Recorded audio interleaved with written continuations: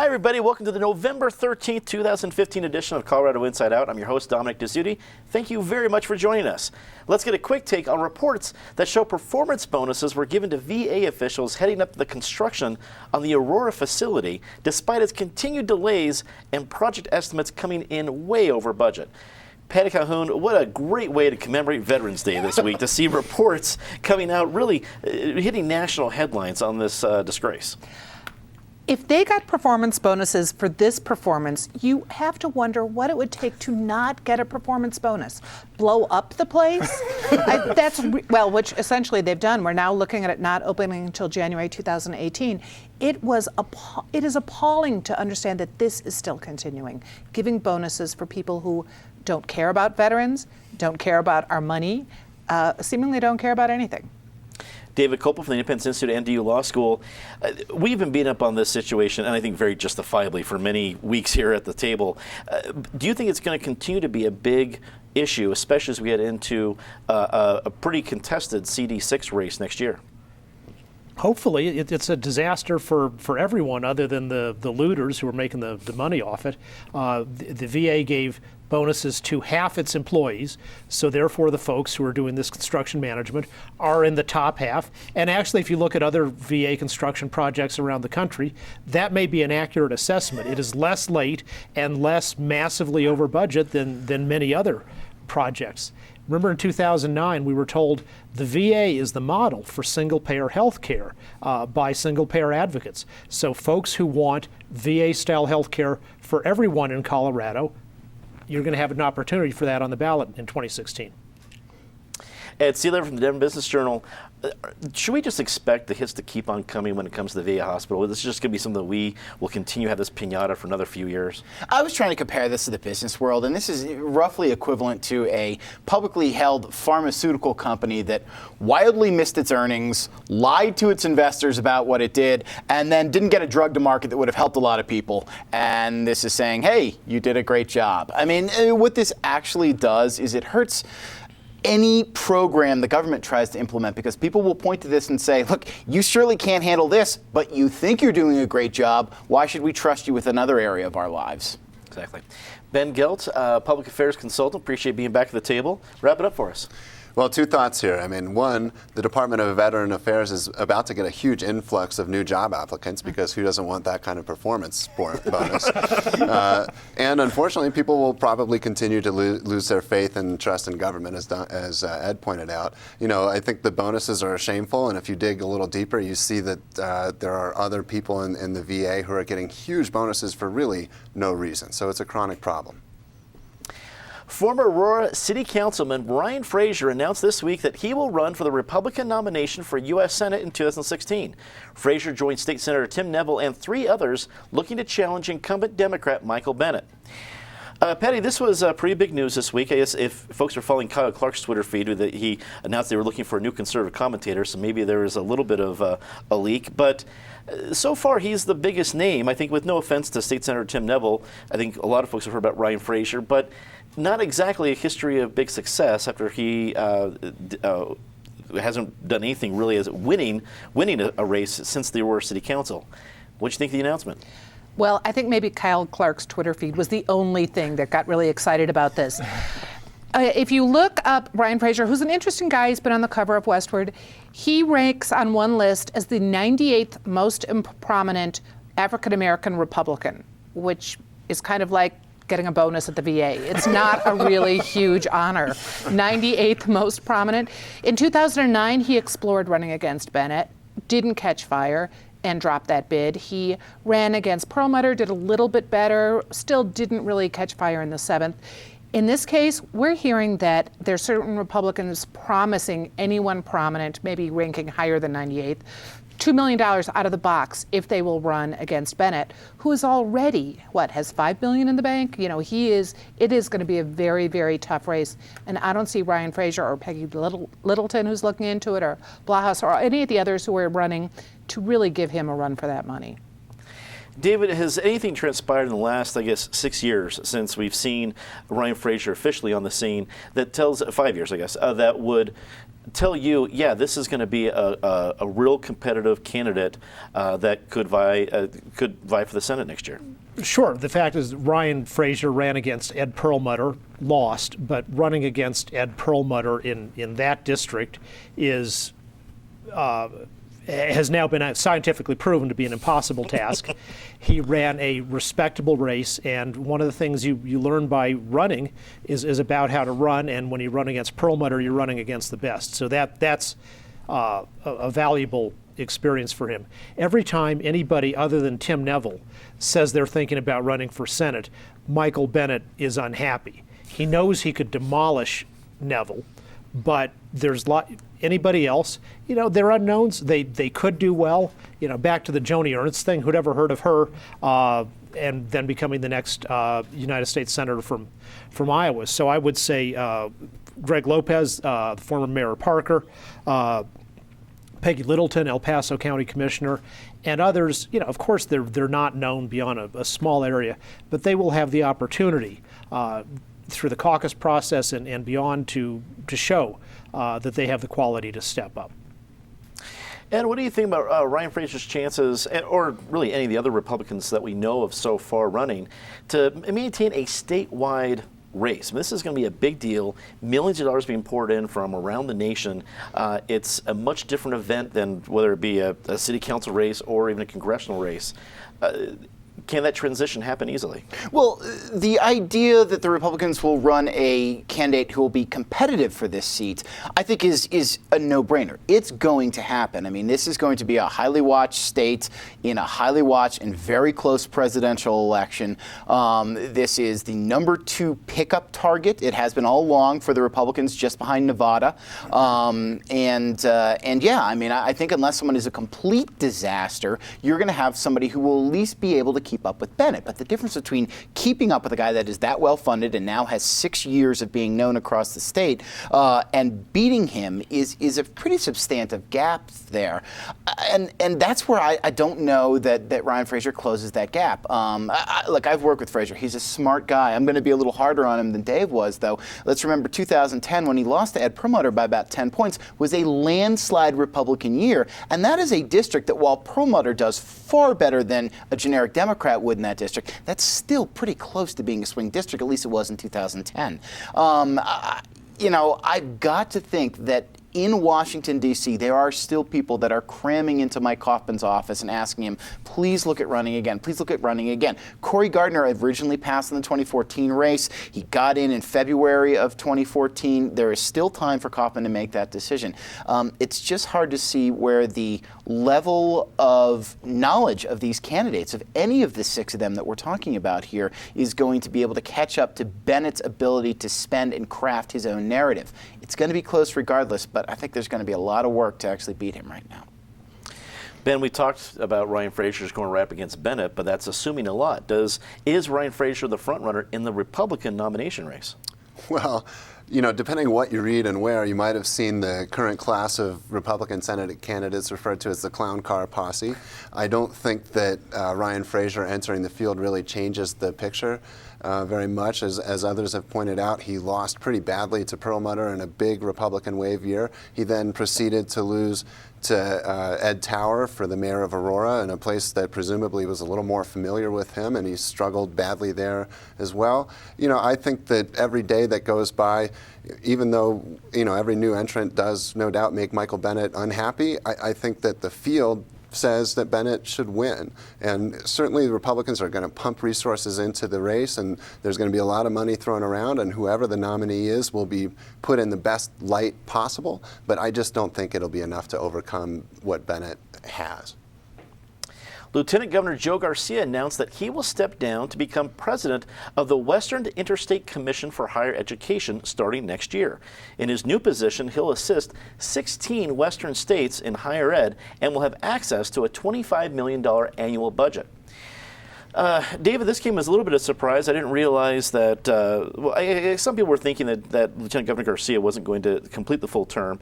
Now we think about what's next. If you're John Hickenlooper, what kind of lieutenant governor do you want by your side between now and the end of his term? Well, I think one thing is Lieutenant Governor Garcia may have made a determination that John Hickenlooper is going to finish John Hickenlooper's term, that John Hickenlooper is not going to be the vice president under Hillary Clinton, that she's likely to pick somebody else. So no point in sticking around for this. He moved to a great job, which really is a perfect fit for his expertise, and his background in a gubernatorial office really makes him well suited for this.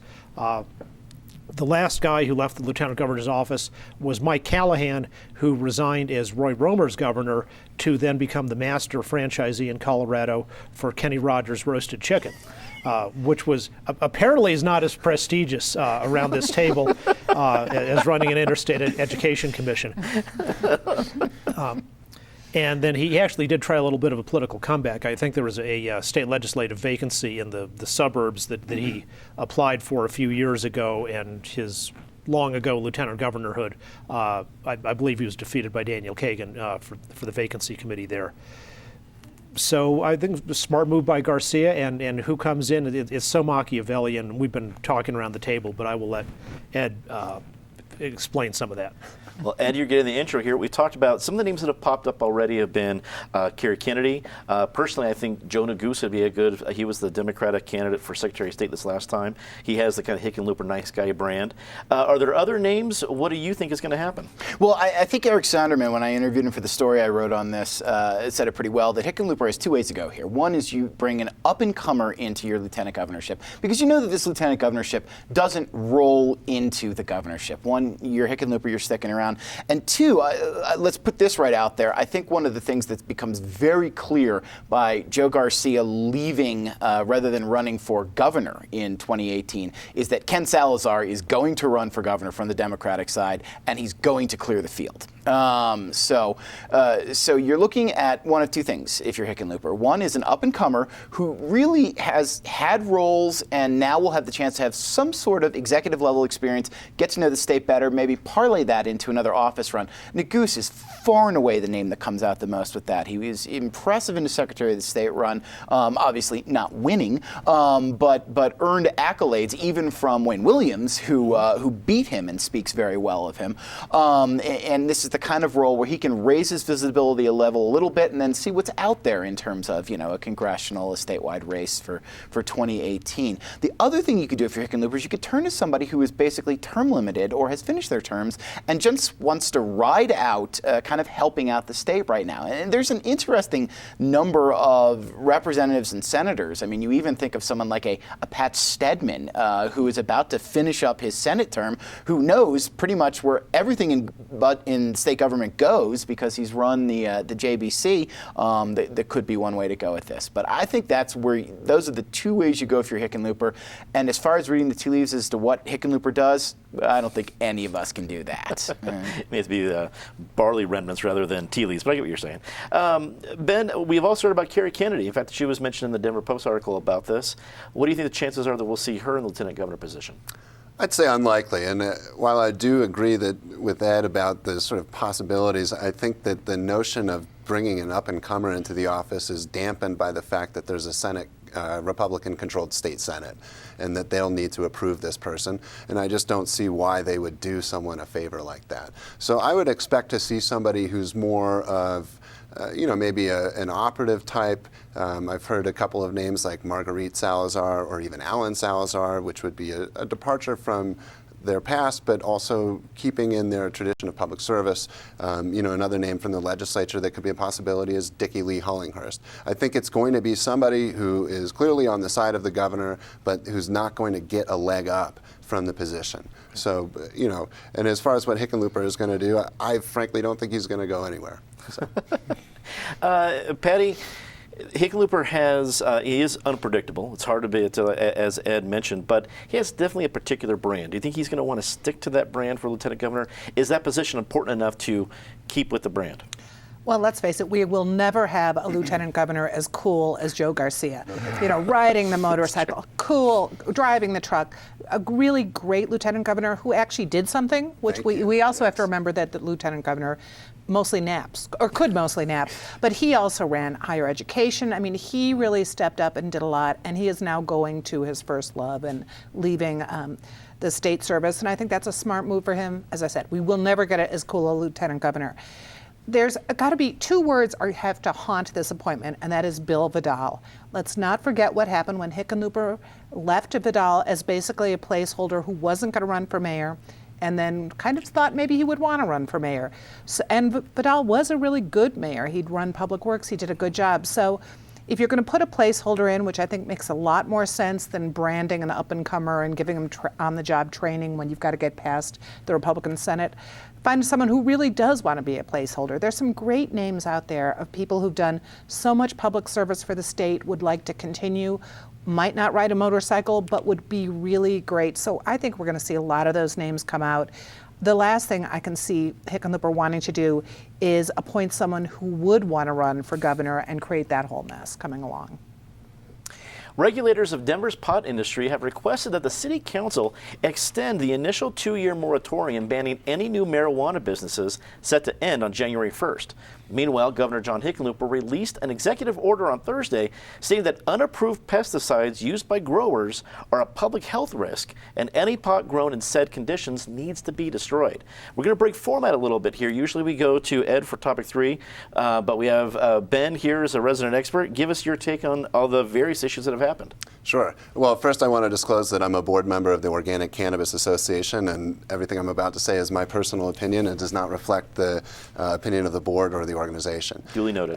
You know, from my view, it's interesting to see. It sort of seems like cutting your nose to spite your face, because there's so much tax revenue being derived from the industry, and you know, I know that they're saying that they want to take some time to evaluate the impact. The impact seems to me that we're bringing in a lot of taxes. We're likely reducing crime because it's no longer a crime, and I can't really see it. There are some other factors that say to me that it's not necessary to extend the moratorium. The big driving one is real estate. If you want to open a new retail facility in the city of Denver, good luck, because it's hard to find a location that works given all the restrictions that exist with proximity to other stores, proximity to churches or religious institutions, proximity to schools and neighborhoods. And then, of course, there is no warehouse space available in the city of Denver. So, you know, I think it's a little bit interesting. I think there's some protectionism going on from people already in the industry.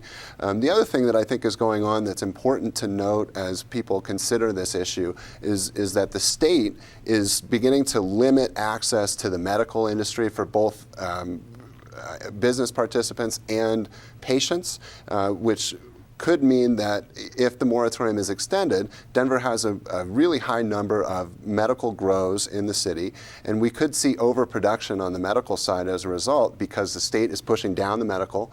The city of Denver would then have an overabundance of medical grows, and that's one issue that every regulator is deeply concerned about, overproduction and entry of product into the black market. The other thing I'd point out that is a little bit in line with the Organic Cannabis Association is that Denver does have really the strictest rules in the state regarding cultivation, and there are real public health and safety issues revolving around that, how it's grown, the energy, the inputs, et cetera. And just because pot is grown in Denver doesn't mean it will be purchased or used in Denver. So, you know, I think the city has a lot to consider there about how the market works, how Denver is a part of that and not, you know, actually apart from it.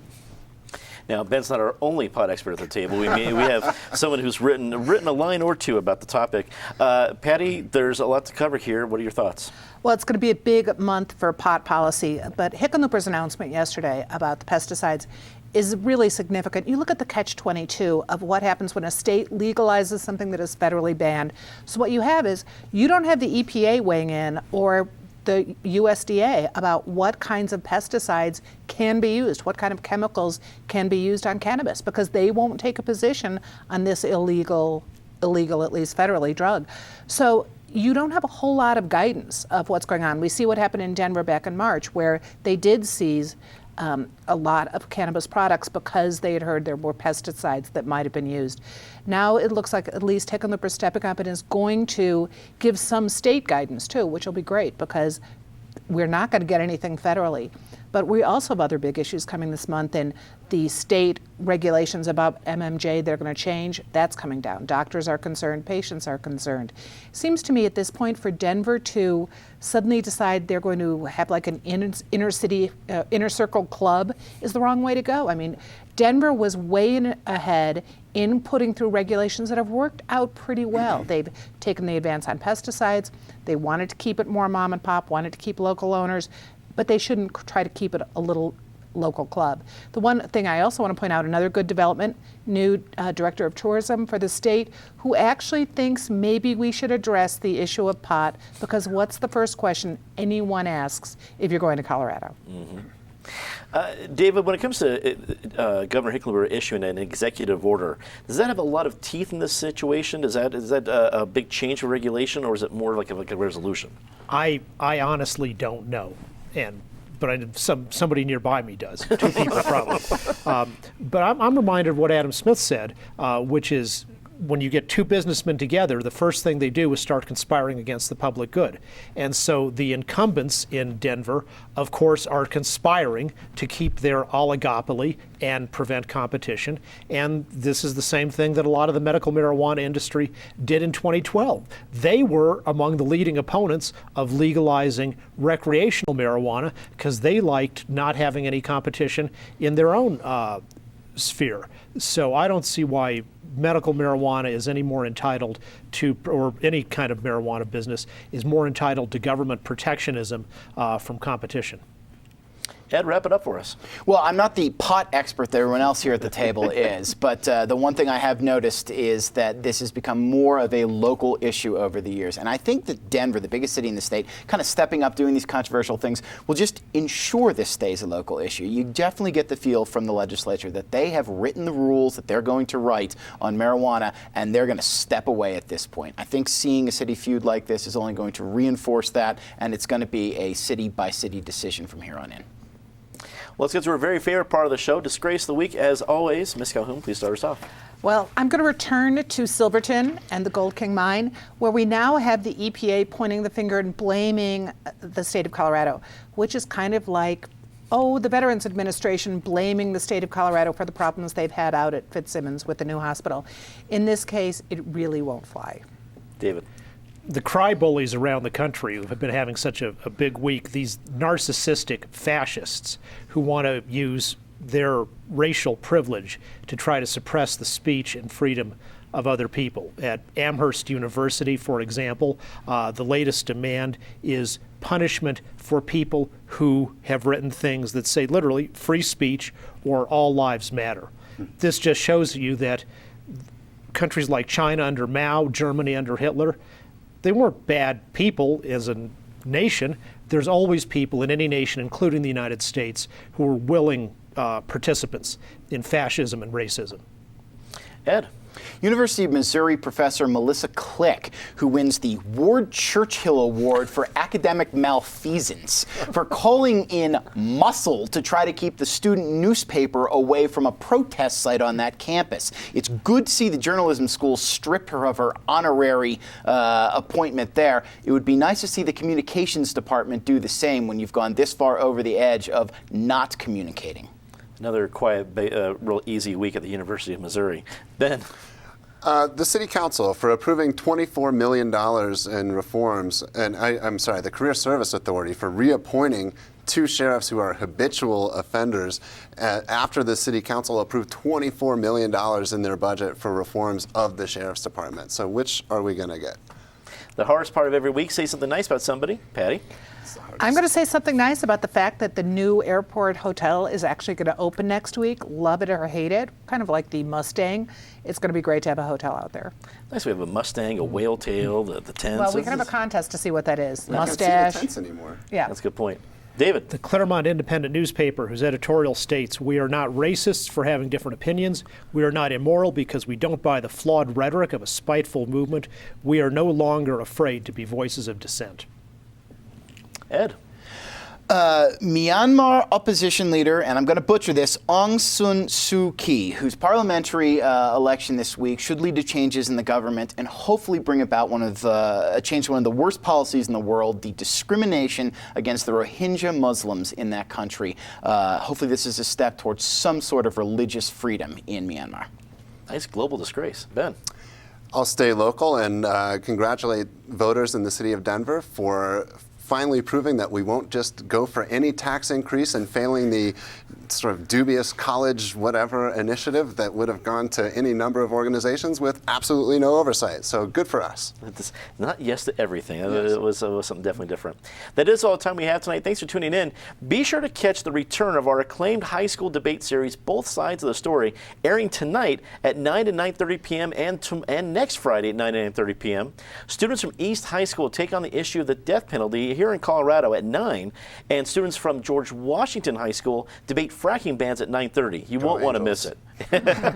And on Wednesday, be sure to check out the broadcast premiere of Walking Man and the live follow-up discussion about mental health and suicide prevention here in Colorado. That's at 7 p.m. and then we're going to encore the whole thing at 9 p.m. It's going to be a very impactful night. We're hoping that you tune in. It's one of those special things that we're very proud about because it's providing one of those kinds of services that around this table we talked many times. There has to be a conversation about mental health. There has to be a discussion about not just how can we help really all the people out there and really make it a discussion. And we're putting our money where our mouth is and actually doing it. And the documentary Walking Man is something very special. It follows the adventures of a father who decided to walk from Kansas City to Missouri, all the way across Kansas City to St. Louis, walking across the state, stopping different high schools, talking about mental health and bipolar disorder, everything that really needs to be discussed right here in Colorado. That's all for everything here at Colorado Inside Out. For everyone here at Channel 12, I'm Dominic Dezzutti. Thanks for watching. Good night.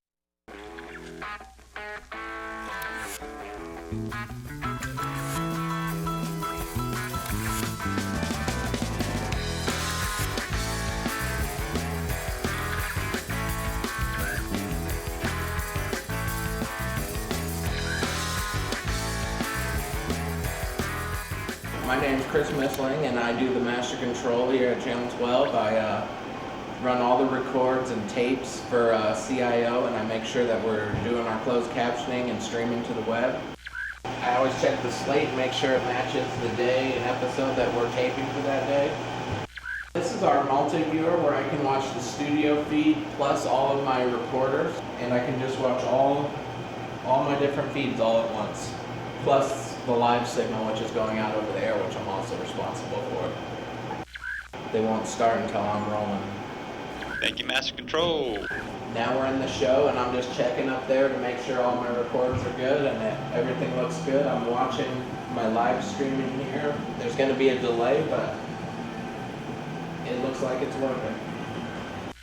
Hi, I'm Steven, and I'm here behind the scenes for CIO Friday. We are in the server room right now. This is the heartbeat. I don't know if you can hear it. You hear it? No? Okay. If anyone told you that they have the magic, they were wrong. This is where the magic is at, especially Dominic. If he said magic anywhere in his interview thing, that was wrong. Magic is here. So, when Chris, our master control operator, which you just saw, hits record on his computer, the software sends a signal to our video server. This is our video server here. These blues are sexy. So that's how he records our shows here. That's how they record shows coming down from the satellites that they air later. And this is also where CIO plays out when we broadcast it. The other piece of equipment in here that is part of CIO is our switcher. This is our mainframe for the switcher. And if we look behind the switcher, you'll see the cables that feed it. These are all the camera cables down here that feed the switcher. So when the technical director, which was Tyler in our other episode, is hitting buttons, it's communicating to the mainframe and connecting one cable. Like if this was camera 1, it says route camera 1 through all the effects and then go out a different cable that then goes into our Omnion, which is the video server that we just saw. This is our air conditioning units, and I just come in and I just like stay here. I just do this for hours. I actually hug it. It's nice. But only I do that. No one else does that. Don't tell anybody. I shouldn't have done that. Don't put that on camera. This is what we call the blinky light room. If you watch these lights right here, these will start talking to us. You can find the answers to everything in the universe here, but you can't take it out of the room. It's weird. It's frustrating. We have air coming down out of the room that erases your memory.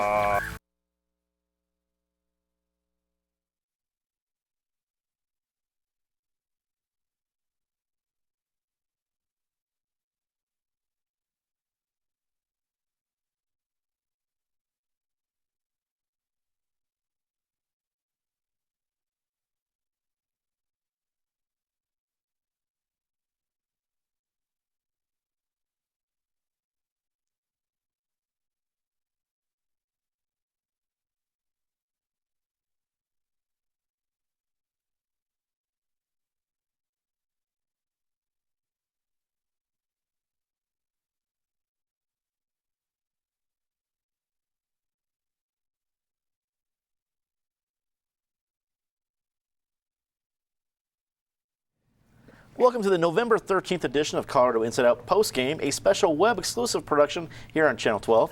Let's get a quick take on the Denver City Council approving the $1.8 billion operating budget for 2016 in a 10-0 vote this week. Reform efforts for the Sheriff's Office, affordable housing project subsidies, and money for 44 police recruits were included in the budget. Patty Calhoun from Westward, there wasn't a whole lot of fighting and disconcerting conversation over the budget, but there was a couple arguments here and there over police recruits and things like that. Were you surprised to see it go be approved so smoothly? Not that surprised, because let's face it, this is not as awful a budget as we've had in years past where you're cutting nonstop. What concerns me more are some of the future financial outlays that they had better get a handle on, because we haven't seen great work, for example, cost of what we're getting for our money with the Sheriff's Department, for example. They should probably put some of the money towards working with career service to figure out, can you really keep fired people fired? But I'm thinking about the huge blank check that the city has just been given for the National Western Center, which is an endless, it's a tax that is never going to end, that is going to go to the National Western Center.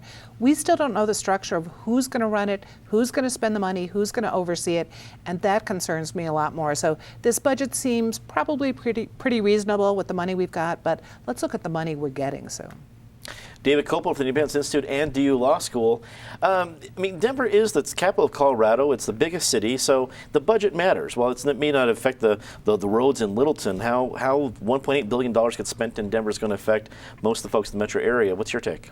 It does, and I think almost everybody would say the Denver city government has plenty of room for improvement in terms of managing its core government services. I mean, not only just the jail managed by the sheriff, but many other things. So the question is this, when they're not doing their core that well, should they be in the business of managing housing, which they don't have to do? The problem with the affordable housing initiatives is that you're saying, okay, in some development there's going to be a set aside, so some people who get lucky get a cheap place, and that's great for them. But it's only a fraction of the need that middle class or lower middle class or poor people or even upper middle class people have to be able to find a place they can really afford to live in. And you will never get there by just these so-called affordable housing set-asides. You have to make a decision as a city that you're either going to allow growth, which will supply condos and apartments and small houses and other things at market rates that people can pay, or you're going to say we're going to shut down growth or drastically constrict it, which is the Boulder model, and that's nice for the people there. They get to keep the city they're used to. But you inevitably drive up housing prices and drive away affordability, and just saying we're going to have this little tiny creation of affordable housing so we can have, sort of our diversity quota and have some people who live in the city who aren't rich. That doesn't come close. It's a kind of tokenism that doesn't really solve the problem. So Denver's got to decide that. Do they want to be an affordable city, which means you stop micromanaging growth and thinking you're going to solve it by these tokenistic set-asides, or do we want to be like Boulder and keep our, the entire city, in a sense, as sort of this historical monument to its past? And you can choose either way, but you're never going to solve affordable housing just by these mandatory set-asides. Ed Sealer from the Denver Business Journal. From the various smaller issues that came out, whether it be the police recruit number, that actually was an argument between the mayor and the city council, or the different projects they're hoping to do, what do you take away from it?